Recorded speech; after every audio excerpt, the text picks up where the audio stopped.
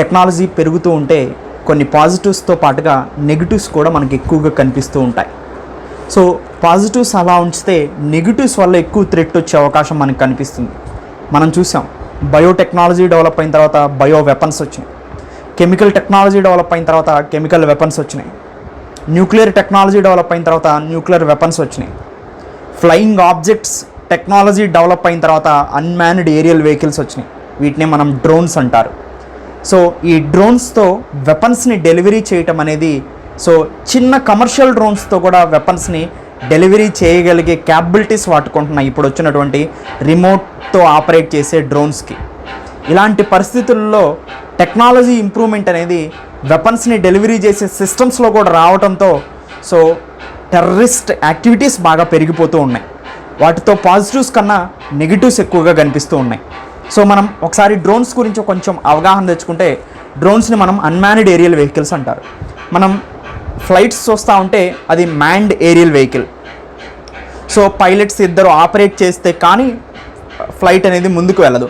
కానీ ఒక రిమోట్తో ఆపరేట్ చేస్తూ ఎవరు దాంట్లో కూర్చోకోకుండానే ఆ ఫ్లైట్ని ఇక్కడ నుంచి నేను ఆపరేట్ చేయగలిగితే దాన్ని అన్మ్యాన్డ్ ఏరియల్ వెహికల్ అంటారు. అంటే మానవరహితానికి సంబంధించింది అనమాట. అంటే ఫ్లైట్లో ఎవరు ఉండరు, అన్మ్యాన్డ్ ఏరియల్ వెహికల్గా దీన్ని చెప్తాం. సో ఈ డ్రోన్ టెక్నాలజీ అనేది బాగా డెవలప్ అవుతూ వస్తుంది 2010 తర్వాత. ఎంతకైతే డెవలప్ చెందుతూ వచ్చిందో ఆటోమేటిక్గా ఇప్పుడు ఏ పరిస్థితుల్లోకి వచ్చిందంటే టెర్రరిస్ట్ ఆర్గనైజేషన్స్ కూడా ఈ డ్రోన్స్ను ఉపయోగించేంత స్థాయికి ఎదగటం అనేది వరల్డ్ పీస్కి థ్రెట్గా మారిందనేది చెప్పుకోవచ్చు. మనం మ్యారేజ్ ఫంక్షన్స్లో కూడా చూస్తూ ఉంటాం.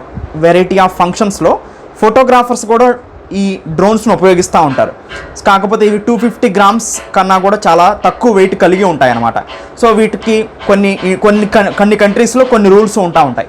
ఒక్కొక్క కంట్రీలో ఎంత వెయిట్ ఉన్నది రిజిస్టర్ అవ్వాలి, ఎంత వెయిట్ ఉన్నది రిజిస్టర్ అవ్వాల్సిన అవసరం లేదు, కమర్షియల్ పర్పస్ కోసం వెయిట్ను ఉపయోగించుకోవాలి, మిలిటరీ పర్పస్ కోసం వెయిట్ను ఉపయోగించుకోవాలి, ఎంత రేంజ్లో ఫ్లయింగ్ ఆబ్జెక్ట్స్ ఫ్లై అవ్వకూడదు, ఇలాంటి రూల్స్ అన్నీ కంట్రీకి మారుతూ ఉంటాయి. ఎనీవే, అయితే డ్రోన్స్ యొక్క టెక్నాలజీస్ని ఇంప్రూవ్ అవుతున్నా కొద్దిగా ఇది వెపనైజేషన్ అవటం అనేది మేజర్ థ్రెట్గా కనిపిస్తుంది. సో డ్రోన్స్ అనేది వెపన్స్గా మారినాయి. అదే కదా జమ్మూ ఎయిర్ బేస్ మీద ఉపయోగించిన డ్రోన్స్ కూడా జస్ట్ కమర్షియల్ డ్రోన్స్, అవి మిలిటరీ డ్రోన్స్ కూడా కాదు, చాలా చిన్నవిగా ఉంటాయి. కానీ ఎంత చిన్నవిగా ఉన్నా 1 కేజీ బాంబుని డ్రాప్ చేయగలిగే కెపాసిటీ ఉన్నా కానీ చాలు కదా. 1 కేజీ బాంబు అంటే దాదాపుగా చాలా బేస్ డిస్ట్రాయ్ అయిపోతుంది. సో ఇది ఒక మేజర్ ప్రాబ్లం ఏంటంటే రాడార్స్కి దొరకవు ఇవి. డ్రోన్స్ అనేవి చాలా చిన్న ఆబ్జెక్ట్స్, చాలా తక్కువ హైట్లో ఫ్లై చేస్తూ ఉంటాయి. సో లో ఆల్టిట్యూడ్లో ఫ్లయింగ్ ఆబ్జెక్ట్స్ ఇవి డ్రోన్స్ అనేవి. వాటిని డిటెక్ట్ చేయడం కష్టం రాడార్స్, వాటిని టార్గెట్ చేసి డిస్ట్రాయ్ చేయడం కష్టం. ఇంతవరకు డ్రోన్స్ని డిస్ట్రాయ్ చేసే టెక్నాలజీ కూడా అందుబాటులోకి రాలేదు. సో ఇది మేజర్ ప్రాబ్లం అనమాట డ్రోన్స్ని ఎదుర్కోవటానికి. సో ఇండియా లాంటి కంట్రీ హైయెస్ట్ ఇంపోర్టర్ కూడా డ్రోన్స్ని. ఇజ్రాయెల్ నుంచి మేజర్గా ఇజ్రాయెల్ హైయెస్ట్ ఎక్స్పోర్టర్ అయితే 2 కంట్రీస్ హైయెస్ట్ ఇంపోర్టర్గా ఉన్నాయి. 2 కంట్రీలు ఎక్కువగా దిగుమతులు చేసుకుంటున్నాయి. ఒకటి యూకే, దాదాపు 33% డ్రోన్స్ని ఇంపోర్ట్ చేసుకుంటుంది సో వరల్డ్లో తయారయ్యే వాటిల్లో. తర్వాత ఇండియా దాదాపుగా 22 to 23% వరల్డ్ మొత్తం మీద తయారు చేసే డ్రోన్స్లో మనమే ఇంపోర్ట్ చేసుకుంటూ ఉంటున్నాం అనమాట. సో అంటే మనం అన్ని టెక్నాలజీస్ని ఇంపోర్ట్ చేసుకుంటున్నాం. ఎనీవే, దాన్ని పక్కన పెడితే ఇప్పుడు మనం అదర్ కంట్రీస్ డ్రోన్స్ ఉపయోగించినప్పుడు వాటిని డిస్ట్రాయ్ చేయడం ఎలా అనే టెక్నాలజీ అందుబాటులోకి లేదు మనకి. సో రాడార్కి దొరకదు, చాలా లో ఆల్టిట్యూడ్లో ఫ్లై చేస్తూ ఉంటాయి ఇవి. సో వీటి వల్ల వచ్చినటువంటి మేజర్ ప్రాబ్లం అదనమాట. సో వరల్డ్లో మేజర్గా ఈ ఇండస్ట్రీస్ పర్పస్ ఎలా ఉపయోగిస్తున్నారు ఈ డ్రోన్స్ని మనం ఉపయోగిస్తే, ఫొటోస్ తీసే వాళ్ళు ఎక్కువగా ఉపయోగిస్తున్నారండి ఈ డ్రోన్స్. మొత్తం మీద దాదాపుగా వరల్డ్ మొత్తం మీద 42.9% ఈ ఫోటో తీసే వాళ్ళే ఈ డ్రోన్స్ని ఉపయోగిస్తున్నారు. అంటే డ్రోన్లు 100 ఉపయోగిస్తుంటే దాంట్లో 42.9 అంటే 43 డ్రోన్లు ఫోటోగ్రఫీ వాళ్ళే ఉపయోగిస్తున్నారు. రియల్ ఎస్టేట్ వాళ్ళు సో ప్లాట్స్ని మ్యాపింగ్ చేయడం కోసం 20% వరకు ఉపయోగిస్తున్నారు. యూటిలిటీస్ సాధారణమైన అదర్ అప్లికేషన్స్ వాళ్ళు 10% దాకా ఉపయోగిస్తున్నారు. కన్స్ట్రక్షన్ కోసం ఈ డ్రోన్స్ని 8.6% ఉపయోగిస్తున్నారు. అగ్రికల్చర్ పర్పస్ ఈ డ్రోన్స్ని అంటే పెస్టిసైడ్స్ని స్ప్రే చేయటం కానీ, ఫెర్టిలైజర్స్ని స్ప్రే చేయటం కానీ, వీటి కోసం 8% అగ్రికల్చర్లో ఈ డ్రోన్స్ని ఉపయోగిస్తున్నారు. సో మేజర్గా హంటర్ కిల్లర్గా ఈ డ్రోన్స్ కనుక మారితే అది మేజర్ ప్రాబ్లంగా ఉంటుంది. సో మనకు తెలుసు ఇజ్రాయిల్ యుఎస్ఏ కలిసి కసిమ్ సొలైమానీని అంటే ఇరాన్కి సంబంధించినటువంటి మేజర్ మిలిటరీ జనరల్ని చంపడం కూడా జరిగింది. డ్రోన్ దాడిలోనే జరిగింది ఇదంతా. సో అయితే మనకి ఇవి హంటర్ కిల్లర్స్గా మారితే డ్రోన్స్ మేజర్ ప్రాబ్లం అనమాట.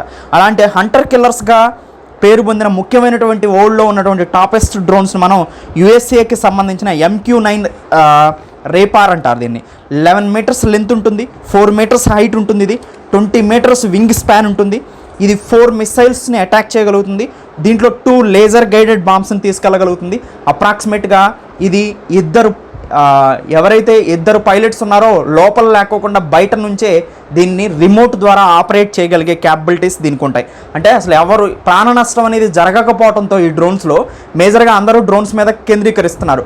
ఎందుకంటే పైలట్స్ కనుక వెళ్ళి డైరెక్ట్గా ఎయిర్ క్రాఫ్ట్లో ఏంటి డైరెక్ట్గా దాన్ని ఎవరైనా అటాక్ చేయొచ్చు ఈజీగా. సో ఎయిర్ క్రాఫ్ట్కి ఈ డ్రోన్స్కి మధ్యలో డిఫరెన్స్ని మనం గమనిస్తే ఎయిర్ క్రాఫ్ట్ని ఈజీగా టార్గెట్ చేయొచ్చు, రేడార్కి దొరికిపోతుంది. దాంతోపాటు ఎయిర్ క్రాఫ్ట్ని మీరు యాంటీ మిసైల్స్ని ఉపయోగించవచ్చు. సో ఆటోమేటిక్గా డిస్ట్రాయ్ చేయడానికి అవకాశం ఉంటుంది. సో చాలా ఫ్రిగేట్స్ కూడా ఎయిర్ క్రాఫ్ట్స్ని డిస్ట్రాయ్ చేస్తాయి.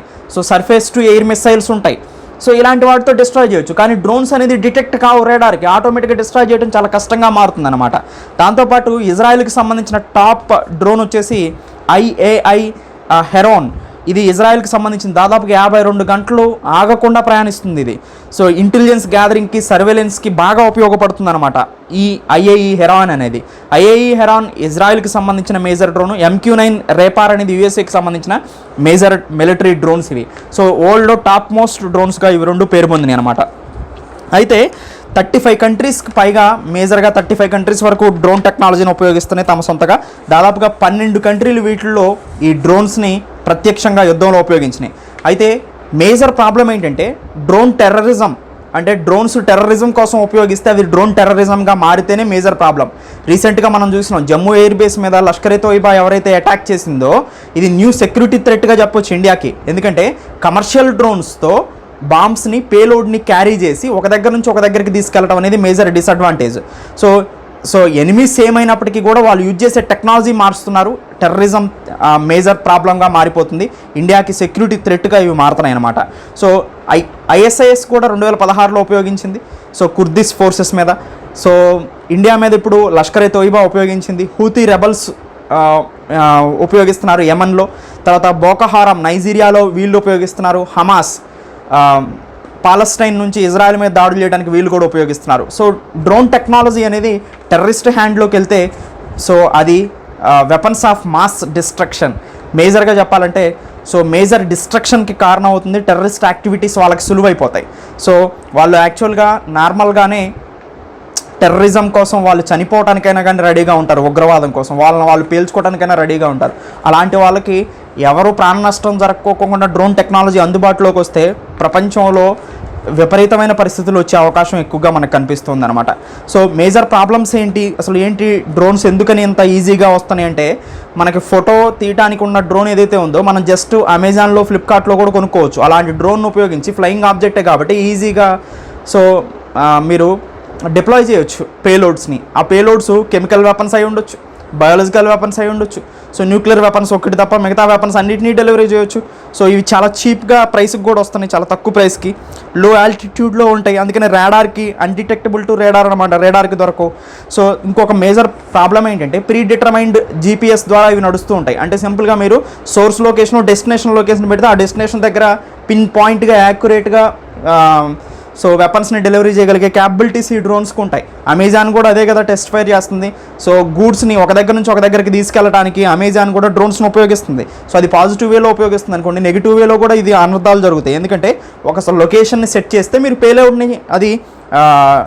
పేలోడ్ని తీసుకెళ్ళిపోతుంది. సో అది మీరు ఒక వస్తువు అయినా డ్రాప్ చేయొచ్చు, లేదా ఒక బాంబు అయినా డ్రాప్ చేయొచ్చు.